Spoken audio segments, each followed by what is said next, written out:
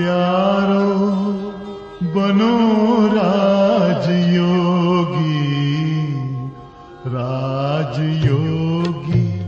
बनो राजयोगी।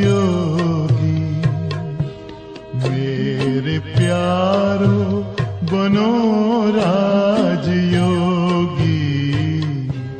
राजयोगी बनो राजयोगी।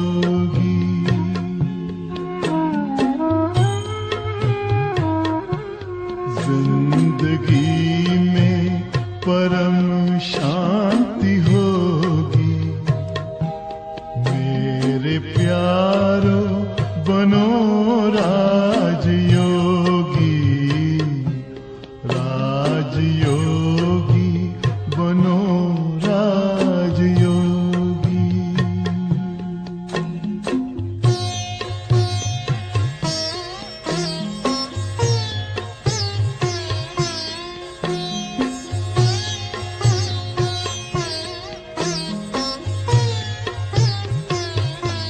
मन का दर्पण दमकने लगेगा, आत्मचिंतन चमकने लगेगा।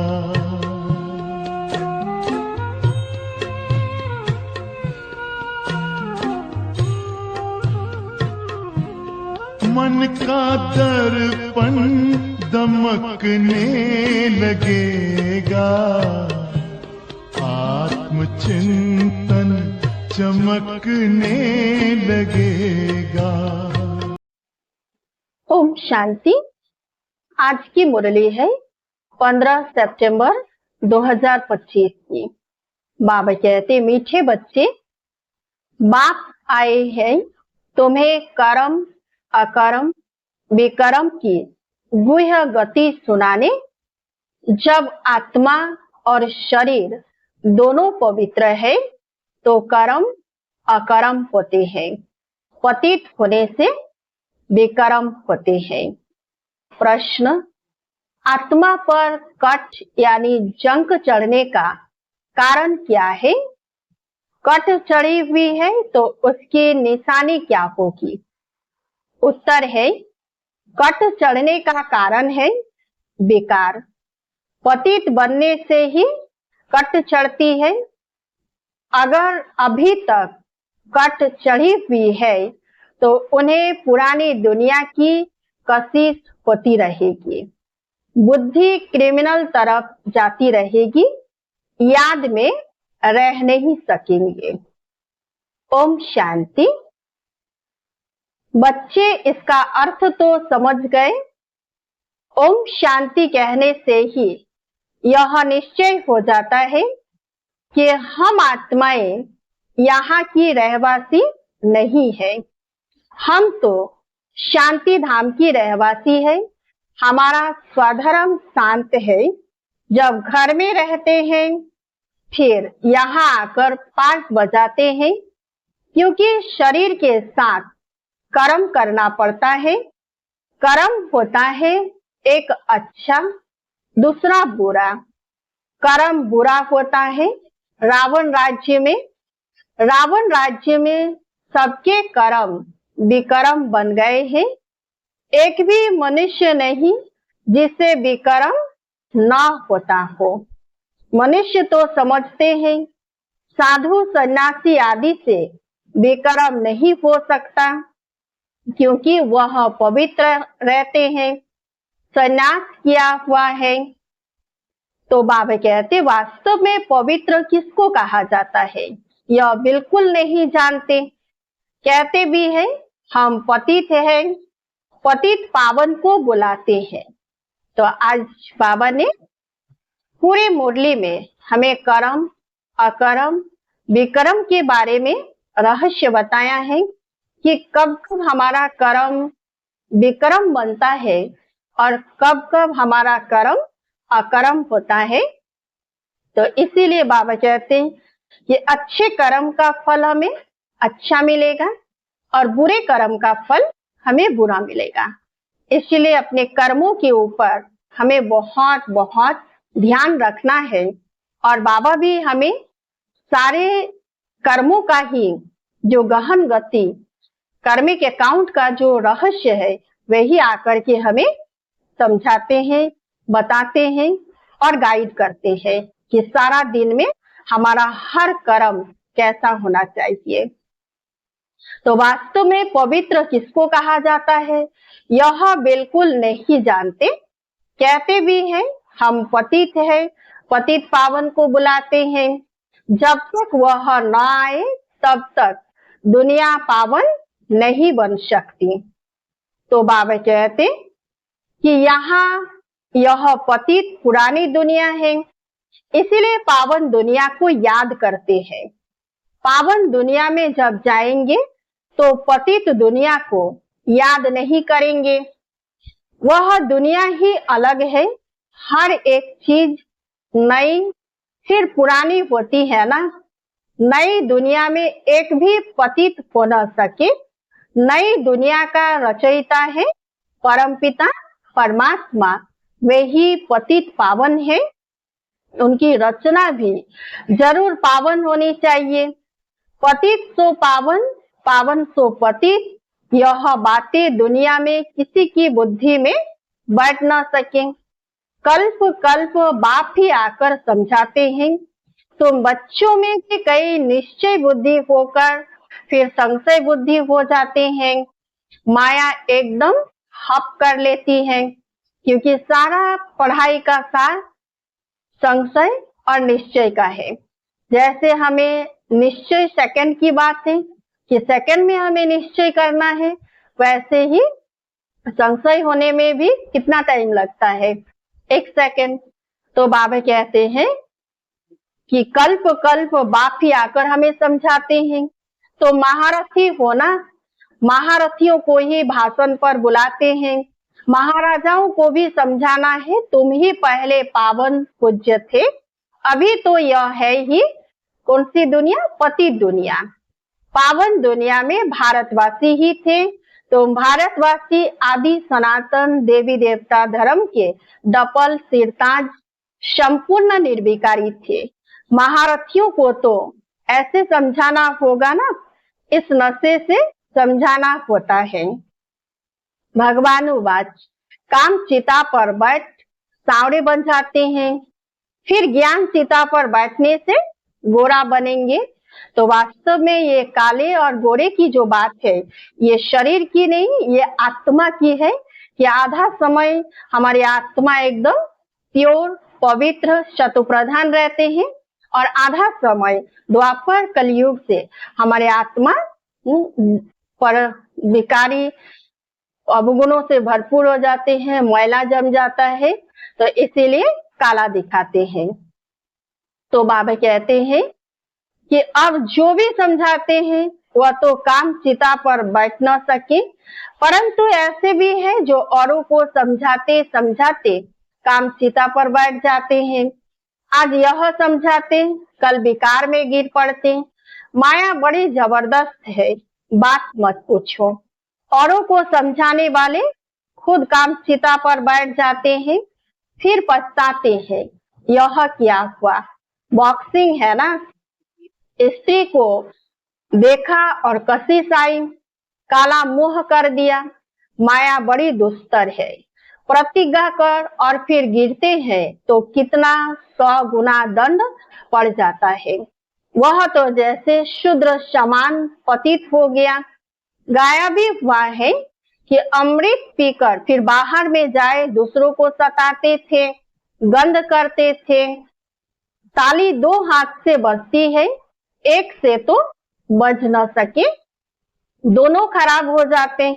फिर कोई को समाचार देते हैं, कोई फिर लज्जा के मारे समाचार ही नहीं देते। समझते हैं कहाँ ब्राह्मण कुल में नाम बदनाम न हो जाए। युद्ध में कोई हारते हैं तो हाहाकार हो जाता है, अरे इतने बड़े पहलवान को भी गिरा दिया। ऐसे बहुत एक्सीडेंट होते हैं। माया थप्पड़ मारती है, बहुत बड़ी मंजिल है ना। अब तुम बच्चे समझते हो, जो शतुप्रधान गोरे थे वही काम चिता पर बैठने से काले तमो प्रधान होते हैं। राम को भी काला बनाते हैं। चित्र तो बहुत काले बनाते हैं, परंतु मुख्य बात समझाई जाती है। यहाँ भी रामचंद्र का काला चित्र है। तो बाबा कहते उनसे पूछना चाहिए काला क्यों बनाया है। कह देंगे यह तो ईश्वर की भाभी, यह तो चलता आया है। क्यों होता, क्या होता, यह कुछ नहीं जानते। अब तुमको बात समझाते हैं कि कामचिता पर बैठने से पतित, दुखी, बर्थ नॉट ए पेनी बन जाते हैं। वह है निर्विकारी दुनिया और यह है विकारी दुनिया। तो ऐसे ऐसे समझाना चाहिए। यह सूर्यवंशी, यह चंद्रवंशी, फिर वैश्यवंशी बनना ही है। वाम मार्ग में आने से फिर वह देवता नहीं कहलाते। जगन्नाथ के मंदिर में ऊपर में देवताओं का फुल ड्रेस दिखाते हैं। ड्रेस देवताओं की है, एक्टिविटी बड़ी गंदी दिखाते हैं। बाप जिन बातों पर अटेंशन खिंचवाते हैं ध्यान देना चाहिए। मंदिरों में बहुत सर्विस हो सकती है। श्रीनाथ द्वारे में भी समझा सकते हैं। पूछना चाहिए कि इनको काला क्यों दिखाया है। यह समझाना तो बहुत अच्छा है। वह है गोल्डन एज, यह है आयरन एज। कट चढ़ जाती है ना, अभी तुम्हारी कट उतर रही है। जो याद ही नहीं करते तो कट भी नहीं उतरती। बहुत कट चढ़ी हुई होगी तो उससे पुरानी दुनिया की कशिश होती रहेगी। सबसे बड़ी कट चढ़ती ही है विकारों का। तो पतित भी उनसे बने हैं। अपनी जांच करनी है। हमारी बुद्धि क्रिमिनल तरफ तो नहीं जाती है। अच्छे अच्छे फर्स्ट क्लास बच्चे भी फेल हो पड़ते हैं। अभी तो बच्चों को यह समझ मिली है। मुख्य बात है ही पवित्रता की। शुरू से लेकर इस पर ही झगड़े चलते आए हैं। बाप ने यह युक्ति रची। सब कहते थे हम ज्ञान अमृत पीने जाते हैं। ज्ञान अमृत है ही ज्ञान सागर के पास। शास्त्र पढ़ने से तो कोई पतित से पावन बन नहीं सकते। पावन बन फिर पावन दुनिया में जाना है। यहाँ पावन बन फिर कहाँ जाएंगे। लोग समझते हैं फलाने ने मोक्ष को पाया। उनको क्या पता अगर मोक्ष को पा लिया फिर तो उनका क्रियाकर्म आदि भी कर नहीं सकते। यहाँ ज्योत आदि जगाते हैं कि उनको कोई तकलीफ न हो, अंधियारे में ठोकरे न खाए। आत्मा तो एक शरीर छोड़ दूसरा जाकर लेती है। एक सेकंड की बात है। अंधियारा फिर कहाँ से आया। यह रस्म चली आती है। तुम भी करते थे, अब कुछ नहीं करते हो। तुम जानते हो कि शरीर तो मिट्टी का हो गया। वहां ऐसी रस्म रिवाज होती नहीं। आजकल रिद्धि सिद्धि की बातों में कुछ रखा नहीं है। समझो कोई को पंख आ जाते हैं, उड़ने लगते हैं, फिर क्या, उससे फायदा क्या मिलेगा। बाप तो कहते हैं कि मुझे याद करो तो विकर्म विनाश होंगे। यह योग अग्नि है जिससे पतित से पावन बनेंगे। नॉलेज से धन मिलता है, योग से एवर हेल्दी पवित्र, ज्ञान से एवर वेल्दी धनवान बनते हैं। योगी की आयु हमेशा बड़ी होती है और भोगी की कम। श्री कृष्ण को योगेश्वर कहते हैं। ईश्वर की याद से कृष्ण बना है। उनको स्वर्ग में योगेश्वर नहीं कहेंगे। बाबा कहते ईश्वर की याद से उन्होंने कृष्ण बना है, इसीलिए क्या कहा जाता है, योगेश्वर। वह तो प्रिंस है। पास्ट जन्म में ऐसा कर्म किया है जिससे यह बना है।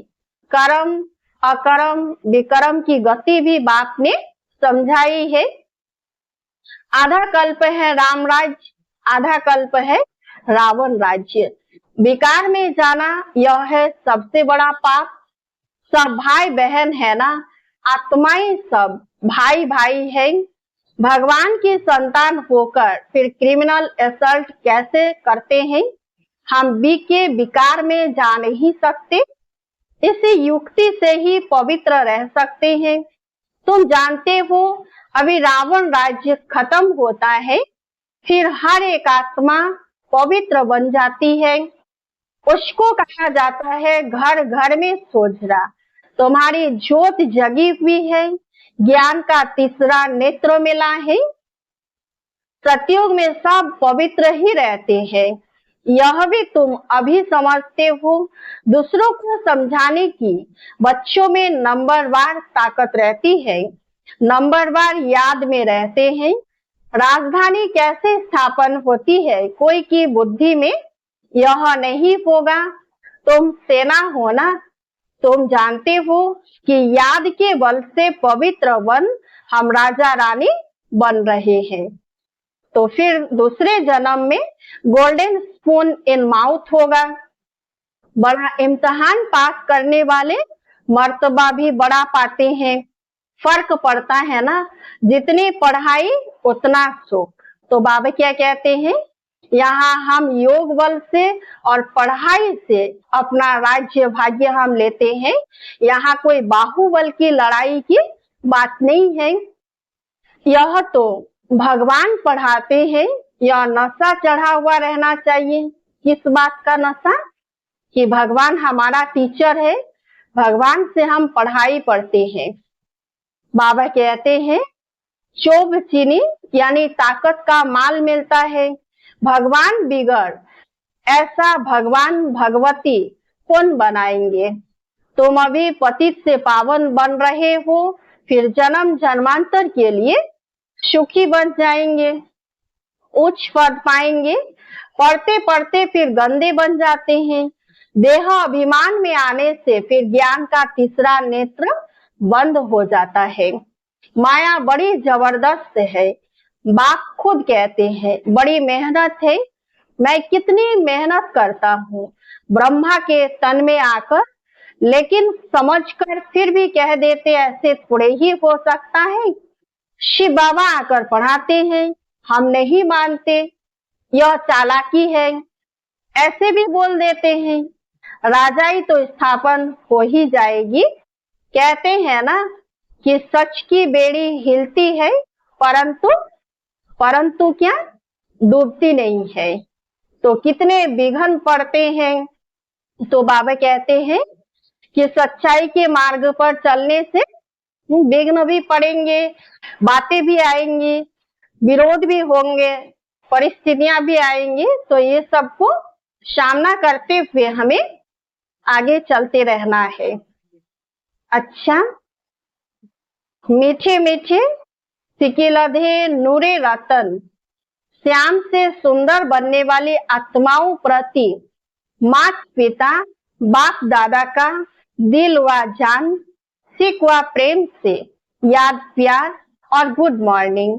रूहानी बाप की रूहानी बच्चों को नमस्ते। हम सब रूहानी बच्चों की रूहानी बाप दादा को याद प्यार और गुड मॉर्निंग। नमस्ते नमस्ते नमस्ते। धारणा के लिए मुख्य सार है। 1 नंबर, योग की अग्नि से विकारों की कट यानी जंक को उतारना है। अपनी जांच करनी है कि हमारी बुद्धि क्रिमिनल तरफ तो नहीं जाती है। 2 नंबर, निश्चय बुद्धि बनने के बाद फिर कभी किसी भी बात में संशय नहीं उठाना है। विकर्मों से बचने के लिए कोई भी कर्म अपने स्वधर्म में स्थित होकर बाप की याद में करना है। आज का वरदान, श्रेष्ठ पालना की विधि द्वारा वृद्धि करने वाले सर्व की बधाइयों के पात्र भव। संगम युग बधाइयों से ही वृद्धि पाने का युग है। बाप की परिवार की बधाइयों से ही आप बच्चे पल रहे हो। बधाइयों से ही नाचते गाते पलते उड़ते जा रहे हो। यह पालना भी वंडरफुल है। तो आप बच्चे भी बड़ी दिल से, रहम की भावना से दाता बनकर हर घड़ी एक दो को बहुत अच्छा कह बधाइयां देते रहो। यही पालना की श्रेष्ठ विधि है। इस विधि से सर्व की पालना करते रहो तो बधाइयों के पात्र बन जाएंगे। आज का स्लोगन, अपना सरल स्वभाव बना लेना यही समाधान स्वरूप बनने की सहज विधि है। क्षमातेश्वरी जी के अनमोल महावाक्य है, पुरुषार्थ और प्रारब्ध का बना हुआ अनादि ड्रामा मातेश्वरी। पुरुषार्थ और प्रारब्ध दो चीजें हैं। पुरुषार्थ से प्रारब्ध बनती है। यह अनादि सृष्टि का चक्र फिरता रहता है। जो आदि सनातन भारतवासी पूज्य थे वे ही फिर पुजारी बने, फिर वही पुजारी पुरुषार्थ कर पूज्य बनेंगे। यह उतरना और चढ़ना अनादि ड्रामा का खेल बना हुआ है। जिज्ञासु मातेश्वरी, मेरा भी यह प्रश्न उठता है कि जब यह ड्रामा ऐसा बना हुआ है तो फिर अगर ऊपर चढ़ना होगा तो आपे ही चढ़ेंगे, फिर पुरुषार्थ करने का फायदा ही क्या हुआ। जो चढ़ेंगे फिर भी गिरेंगे, फिर इतना पुरुषार्थ ही क्यों करें। मातेश्वरी, आपका कहना है कि यह ड्रामा हूबहू रिपीट होता है, तो क्या ऑलमाइटी परमात्मा सदा ऐसे खेल को देख खुद थकता नहीं है। जैसे 4 ऋतुओं में सर्दी गर्मी आदि का फर्क रहता है, तो क्या इस खेल में फर्क नहीं पड़ेगा। मातेश्वरी, बस यही तो खूबी है इस ड्रामा की, हूबहू रिपीट होता है। और इस ड्रामा में और भी खूबी है, जो रिपीट होते हुए भी नित्य नया लगता है। पहले तो अपने को भी यह शिक्षा नहीं थी, लेकिन जब नॉलेज मिली है तो जो भी सेकंड बाय सेकंड चलता है बल हूबहू कल पहले वाला चलता है, परंतु जब उनको साक्षी को देखते हैं तो नित्य नया समझते हैं।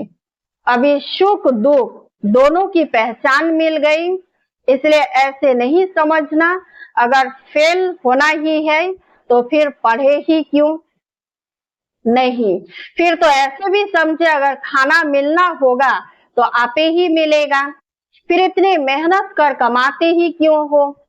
वैसे हम भी देख रहे हैं अब चढ़ती कला का समय आया है, वही देवता घराना स्थापन हो रहा है, तो क्यों ना अभी ही वो सुख ले लेवे। तो बाबा कहते कि जैसे देखो अब कोई जज बनना चाहता है तो जब पुरुषार्थ करेगा तब उस डिग्री को हासिल करेगा ना। अगर उसमें फेल हो गया तो मेहनत ही बर्बाद हो जाती है। परंतु इस अविनाशी ज्ञान में फिर ऐसा नहीं होता, जरा भी इस अविनाशी ज्ञान का विनाश नहीं होता। करके इतना पुरुषार्थ न कर दैवी रॉयल घराने में न भी आए, परंतु अगर कम पुरुषार्थ किया तो भी उस सतयुगी दैवी प्रजा में आ सकते हैं। परंतु पुरुषार्थ करना अवश्य है, क्योंकि पुरुषार्थ से ही प्रारब्ध बनेगी। बलिहारी पुरुषार्थ की ही गाई हुई है। यह ईश्वरीय नॉलेज सर्व मनुष्य आत्माओं के लिए है। पहले तो अपने को एक मुख्य पॉइंट ख्याल में अवश्य रखनी है।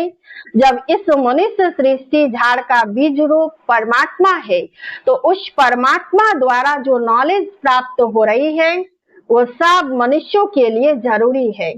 सभी धर्म वालों को यह नॉलेज लेने का अधिकार है। भल हर एक धर्म की नॉलेज अपनी अपनी है, हर एक का शास्त्र अपना अपना है, हर एक की मत अपनी अपनी है, हर एक का संस्कार अपना अपना है, लेकिन यह नॉलेज सबके लिए है।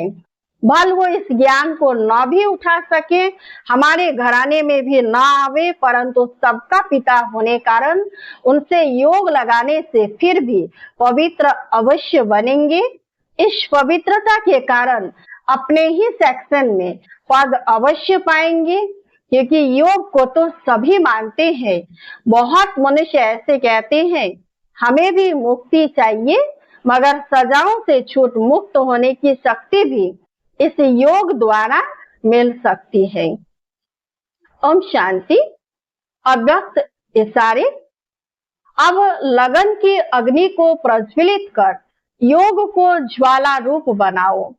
आप बच्चों के पास पवित्रता की जो महान शक्ति है, यह श्रेष्ठ शक्ति ही अग्नि का काम करती है, जो सेकंड में विश्व के कीचड़े को भस्म कर सकती है।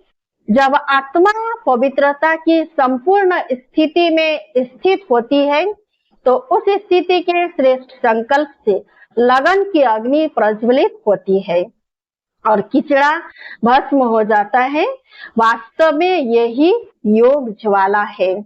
अभी आप बच्चे अपनी इस श्रेष्ठ शक्ति को कार्य में लगाओ। अच्छा, ओम शांति।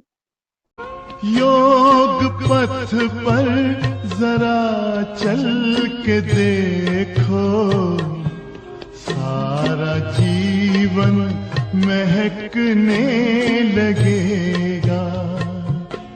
सारी काया हो, सारी काया बनेगी निरोगी। मेरे प्यारो बनो राजयोगी, राजयोगी बनो राजयोगी। योग मानव को संयम सिखाता, संतुलन आचरण में लाता। आत्मा और परमात्मा का ये मिलन हर घड़ी है कराता। योग महिमा हो, योग महिमा कभी कम न होगी। मेरे प्यारो बनो राजयोगी, जिंदगी में परम शांति होगी। मेरे प्यारो बनो राजयोगी, राजयोगी बनो